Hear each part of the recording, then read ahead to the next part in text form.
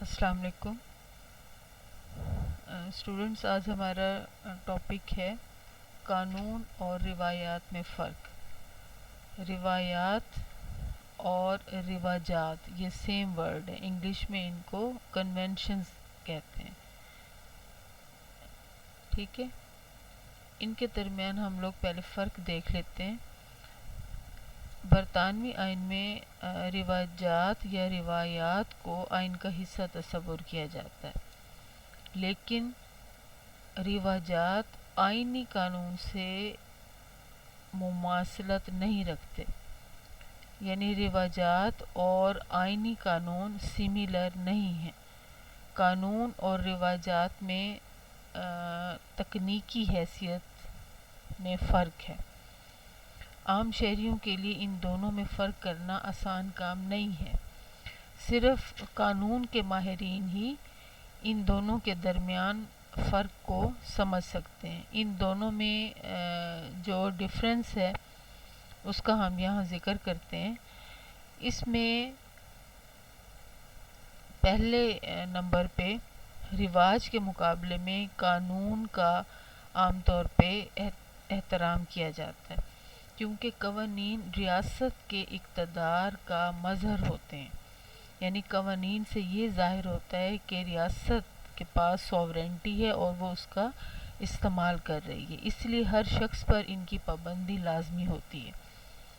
اس کے برعکس رواج کی پابندی کسی خاص مقصد کے حصول کے لیے کی جاتی ہے اور لوگ اس کا احترام صرف اس مقصد کی تکمیل کی خاطر کرتے ہیں۔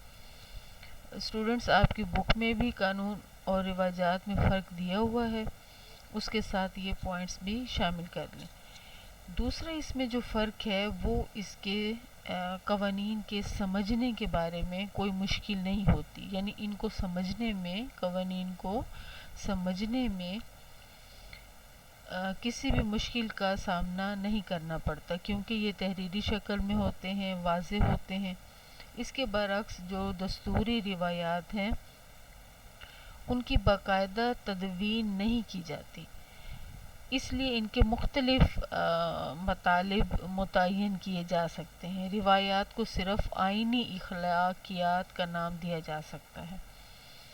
اس کے علاوہ قوانین کو عدالتوں کی طرف سے تسلیم کیا جاتا ہے اور ان کی خلاف ورزی کرنے والوں کو سزا دی جاتی ہے، لیکن روایات کو عدالتیں تسلیم نہیں کرتی اور نہ ہی ان کی خلاف ورزی پر سزا دی جاتی ہے، لیکن اپنی اطاعت کے نفاذ کے اعتبار سے قانون کی اہمیت زیادہ ہے۔ قانون کا جو نفاذ ہے وہ شہریوں پر کیا جاتا ہے اور اس پہ سختی کی جاتی ہے، لیکن رواجات کی پابندی زبردستی نہیں کروائی جا سکتی۔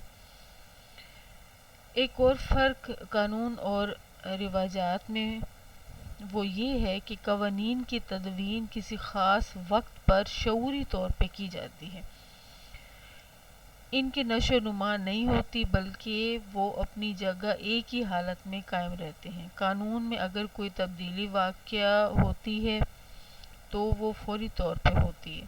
پارلیمنٹ حسب ضرورت پرانے قوانین کو ختم کر دیتی ہے اور نیا قانون اس کی جگہ لے آتی ہے۔ اس کے مقابلے میں جو آئینی روایات ہیں وہ بدلتی رہتی ہیں، ان کا بتدریج ارتقاء ہوتا رہتا ہے، یعنی سٹیپ بائی سٹیپ ان کا ارتقاء ہوتا ہے، جو اکثر نظروں سے اوجھل رہتا ہے۔ اس کے علاوہ قانون جو ہیں وہ مجلس قانون ساز یعنی کسی بھی ملک کی جو لیجسلیچر ہے وہ وضع کرتی ہے، لیکن رواج مسلسل امر یعنی جو رواجات ہوتے ہیں وہ متواتر عمل اور نظیر کی تخلیق ہوتے ہیں۔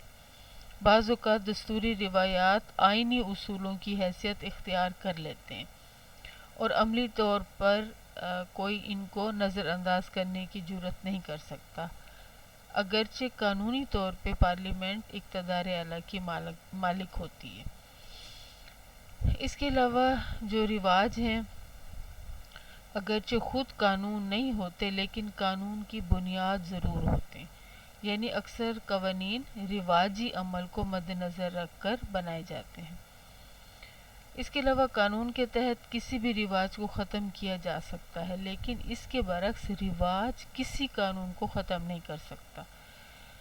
ہاں، اگر پبلک اوپینین ہو اور وہ کسی بھی غیر پسندیدہ قانون کو اگر منسوخ کروانے کا مطالبہ کریں تو وہ قانون ختم ہو سکتا ہے۔ اس کے علاوہ قانون کے پس پشت حکومت اور انتظامیہ کی طاقت ہوتی ہے، یعنی حکومت قوانین بنواتی، جبکہ روایات وہ عوام کی امنگوں اور خواہشات کے مطابق جو روایات ہیں وہ پروان چڑھتی رہتی ہیں۔ اس کے علاوہ جو روایات ہیں وہ غیر تحریری شکل میں ہوتی ہیں، انہیں باقاعدہ طور پہ تحریر میں نہیں لایا جاتا، جبکہ قانون کو باقاعدہ تحریری صورت میں ترتیب دیا جاتا ہے۔ اس کے علاوہ قانون میں تبدیلی کا باقاعدہ ایک طریقہ کار ہوتا ہے، جبکہ روایات کو بدلنے کے لیے کسی کارروائی کی ضرورت نہیں ہوتی۔ جب کسی روایات کی افادیت باقی نہ رہے تو وہ خود بخود ختم ہو جاتی ہے۔ اب یہاں پہ ہم لوگ دیکھتے ہیں کچھ اہم دستوری روایات دیکھتے ہیں۔ پہلے نمبر پہ ہے کابینہ سے متعلق کچھ روایات ہیں جو برطانیہ کے آئین میں شامل ہیں، تاج سے متعلق ہیں، پارلیمنٹ سے متعلق ہیں۔ اس کے علاوہ جب ہم کابینہ سے متعلق چیپٹر پڑھیں گے تو اس میں بھی ان روایات کا ذکر ہوگا۔ اب کابینہ سے متعلق جو روایات ہیں اس میں کابینہ دارالعوام کے سامنے جواب دہ ہوتی ہے۔ آپ لوگوں کو پتہ ہے کہ لیجسلیچر کو پارلیمنٹ کہتے ہیں برطانیہ کے اندر، اور اس کے 2 ہاؤسز ہیں، دارالعوام اور دارالعمرہ۔ دارالعوام جو ہے وہ لوور ہاؤس ہے اور دارالعمرہ اپر ہاؤس ہے۔ دارالعوام کا اعتماد اگر حاصل نہ رہے تو اس صورت میں کابینہ ختم ہو جاتی ہے، ورنہ دارالعوام کو توڑ کر نئے انتخابات کروائے جاتے ہیں۔ یہ ان کی روایات میں شامل ہے۔ اگر پارلیمنٹ کابینہ کے کسی مسودہ قانون کو نامنظور کر دے تو کابینہ کو استعفیٰ دینا پڑتا ہے۔ اس کے علاوہ کابینہ کے فیصلے باقاعدہ اعلان سے پہلے صیغہ راز میں رکھے جاتے ہیں۔ کابینہ اجتماعی طور پہ ہر وزیر کی کارکردگی کے لیے ذمہ دار ہوتی ہے۔ اس کے علاوہ کابینہ کے جو ارکان ہیں وہ فیصلہ کرنے سے پہلے آپس میں اختلاف کر سکتے ہیں، مگر فیصلہ کرنے کے بعد کسی کو یہ حق نہیں ہوتا کہ وہ اختلاف کرے۔ اگر فیصلہ کرنے کے بعد کوئی فیصلے سے اتفاق نہ کرے تو اسے مستعفی ہونا پڑتا ہے۔ کابینہ کا جو سربراہ ہوتا ہے وہ وزیر اعظم کہلاتا ہے، اور وزیر اعظم کابینہ کے اجلاسوں کی صدارت کرتا ہے۔ اس کے علاوہ کابینہ عام وزراء کی بجائے جو سینئر وزراء ہوتے ہیں ان پہ مشتمل ہوتی ہے۔ پالیسی تیار کرتے وقت تمام وزراء کی بجائے صرف کابینہ کے جو ارکان ہیں وہی لائحہ عمل تیار کرتے ہیں۔ کابینہ کا تعلق دارالعوام میں اکثریتی جماعت سے ہوتا ہے۔ آپ لوگوں کو پتہ ہے کہ برطانیہ کے اندر پارلیمانی فارم آف گورنمنٹ ہے، تو اس میں پارلیمنٹ کو بنیادی حیثیت حاصل ہوتی ہے، اور پارلیمنٹ کے اندر جس پارٹی کے زیادہ ووٹ ہوتے ہیں وہی حکومت بناتی ہے، اور اسی پارٹی کے لوگ ہی کابینہ کے وزراء ہوتے ہیں۔ اس کے علاوہ وزیر اعظم پارلیمنٹ کے اجلاس کا پروگرام مرتب کرنے سے پہلے قائد حزب اختلاف یعنی اپوزیشن سے مشورہ کرتا ہے۔ وزیر اعظم اپنی کابینہ اور بادشاہ میں رابطے کا ذریعہ ہوتا ہے۔ اب برطانیہ کے اندر پارلیمانی فارم آف گورنمنٹ ہے، لیکن وہاں پہ بادشاہت کا ادارہ بھی موجود ہے۔ بادشاہ جو ہے وہ ریاست کا سربراہ ہے اور وزیر اعظم حکومت کا سربراہ۔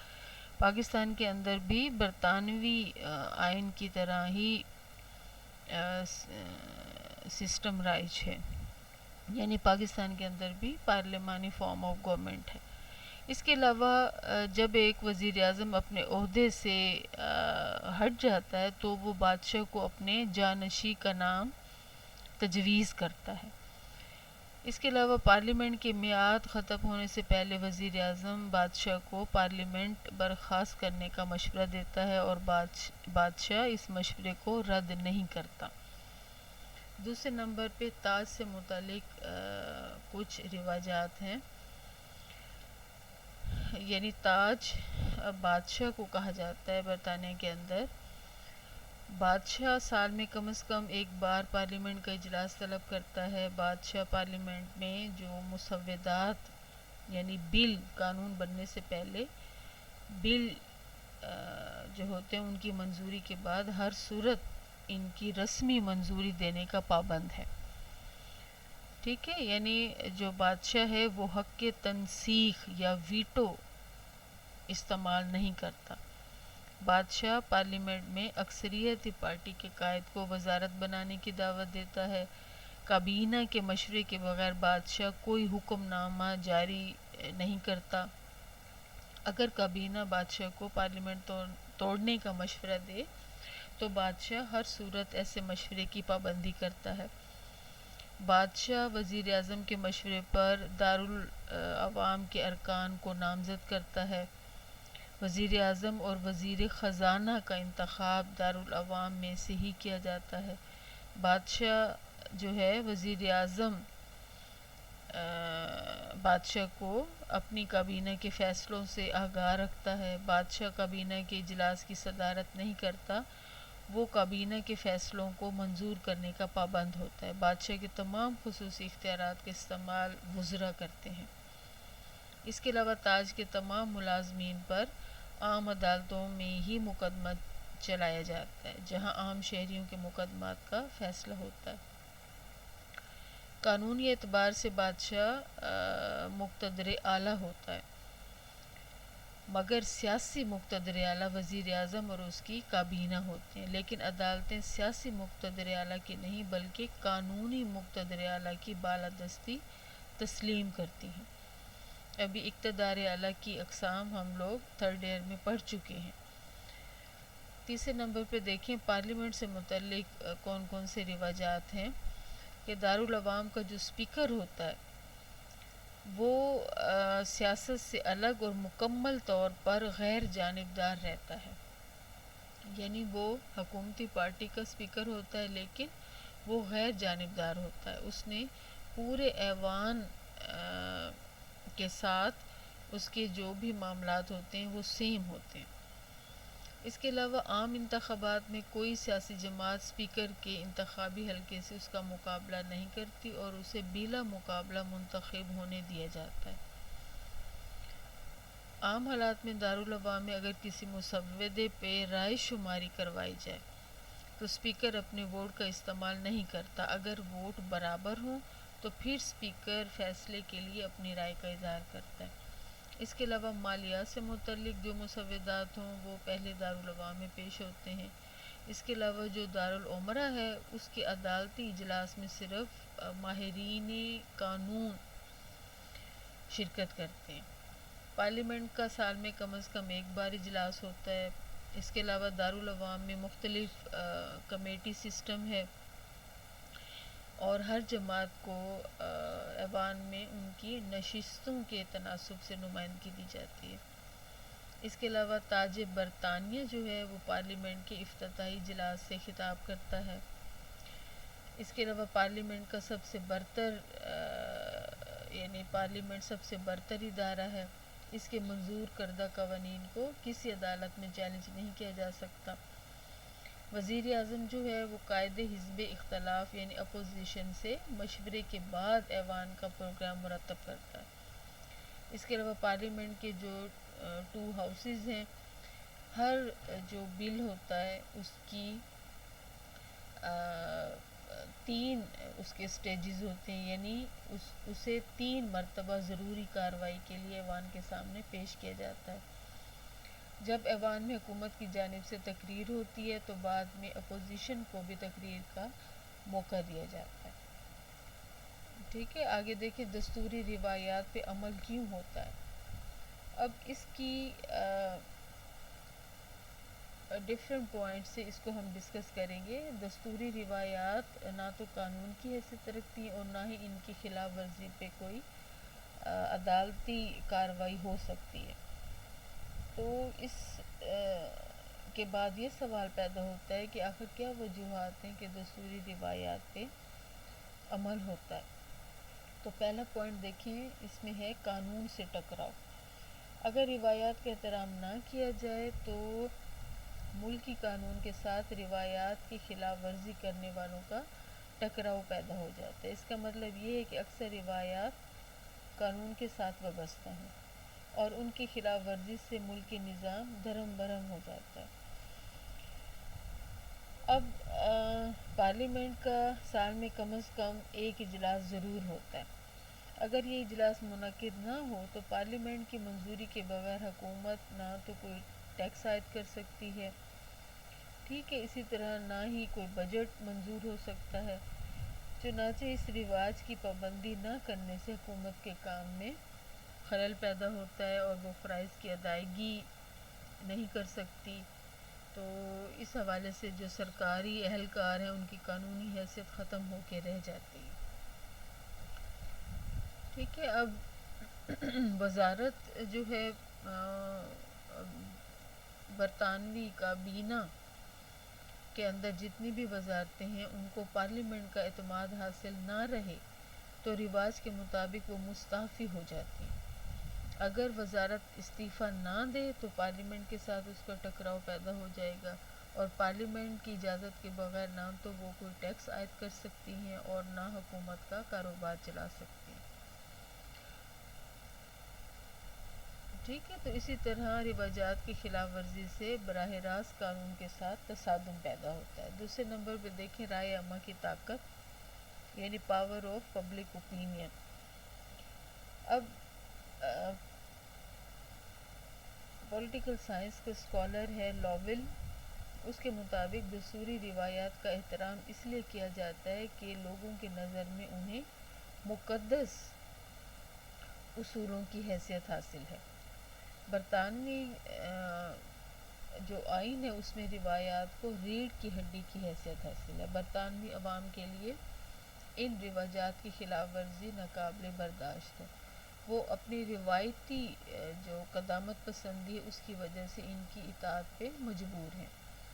جو برطانوی عوام ہے اپنے قدیم اداروں سے بے پناہ محبت کرتے ہیں۔ ہر سیاسی جماعت اس چیز سے بخوبی واقف ہے کہ اگر کسی رواج کی خلاف ورزی کی گئی تو لوگوں کے غم و غصے سے بچنا مشکل ہو جائے گا، اس لیے کوئی سیاسی جماعت رواجات کی خلاف ورزی کر کے اپنے سیاسی ساکھ کو داؤ پر نہیں لگا سکتی۔ اس وجہ سے 1945 میں برٹش گورنمنٹ میں جو لیبر پارٹی کی حکومت بنی تو اس نے عوامی حمایت کے باوجود رائے عامہ کے خوف سے کسی رواج کو توڑنے کی جرات نہیں کی۔ تیسرا پوائنٹ ہے بنیادی حیثیت، یعنی اس کی روایات کی بیسک پوزیشن ہے۔ برطانوی آئین میں روایات کو بنیادی حیثیت حاصل ہے۔ فار ایگزامپل اس حکومت کو اقتدار سے علیحدہ ہونا پڑتا ہے جسے پارلیمنٹ کی اکثریت کا اعتماد حاصل نہ رہے۔ ایسی صورت میں اگر حکومت استعفیٰ نہ دے تو پورے پارلیمانی نظام کو خطرہ لاحق ہو جاتا ہے، کیونکہ پارلیمانی نظام کا جو بنیادی ڈھانچہ ہے، بیسک سٹرکچر ہے، وہ روایات پر قائم ہے۔ مواخذہ یعنی امپیچمنٹ، روایات کی پابندی کی اہم وجہ مواخذہ کا خوف بھی ہے، جس کی وجہ سے کوئی روایات کو توڑنے کی جرات نہیں کرتا۔ مثلاً ایک اہم رواج ہے کہ وزیر اعظم بادشاہ کو کابینہ کے فیصلوں سے آگاہ کرتا ہے۔ اگر کوئی وزیر اعظم اس رواج سے انکار کرتا ہے تو اس پہ پارلیمنٹ کے اندر اور باہر تنقید کا بازار گرم ہو جائے گا، جس سے اس کا سیاسی مستقبل خطرے میں پڑ سکتا ہے۔ تو اس کا نتیجہ یہ ہوتا ہے کہ کوئی وزیر اعظم یہ جرات نہیں کرتا کہ وہ رواجات کی خلاف ورزی کر کے اپنے اقتدار سے محروم ہو۔ ففتھ پوائنٹ دیکھیں افادیت، یوٹیلیٹی، اب رواجات یا روایات کی پابندی کی اصل وجہ ان کی افادیت ہے۔ پولیٹیکل سائنس کے ایک ماہر سیاسیات ہے، اس کا کہنا ہے کہ روایات کی خلاف ورزی سے سیاسی مشکلات میں اضافہ ہو سکتا ہے۔ اب اس کی قول سے دوسرے جو ماہر سیاست دان ہیں وہ اختلاف بھی کرتے ہیں، کیونکہ ان کا کہنا ہے کہ اگر رواجات کی خلاف ورزی سے قوانین کے ساتھ ٹکراؤ پیدا ہوگا، اگر پارلیمنٹ کا پورا سال اجلاس نہ ہو تو حکومت چند سالوں کے لیے اکٹھا بجٹ منظور کر سکتی ہے۔ اسی طرح اگر عدم اعتماد یعنی نو کانفیڈنس کی صورت میں کابینہ اقتدار پر قابض رہتی ہے تو اس کے خلاف کسی عدالت سے رجوع نہیں کیا جا سکتا۔ اس لیے رواجات کے پس پردہ اصل قوت ان کی سیاسی افادیت ہے۔ روایات کی پابندی کی جو حقیقی ضمانت ہے رائے عامہ کی طاقت ہے، جو اس کی افادیت کے پیش نظر ان کی خلاف ورزی برداشت نہیں کر سکتے۔ روایات کی افادیت کے پیش نظر وزراء اور سیاستدان ان کی پابندی کرنے کے عادی ہو جاتے ہیں۔ البتہ بعض روایات ایسی ہوتی ہیں جن کی سیاسی افادیت وقت کے ساتھ ساتھ ختم ہو جاتی ہے، چنانچہ ان پہ عمل بغیر کسی پس و پیش کے ختم کر دیا جاتا ہے۔ اوکے۔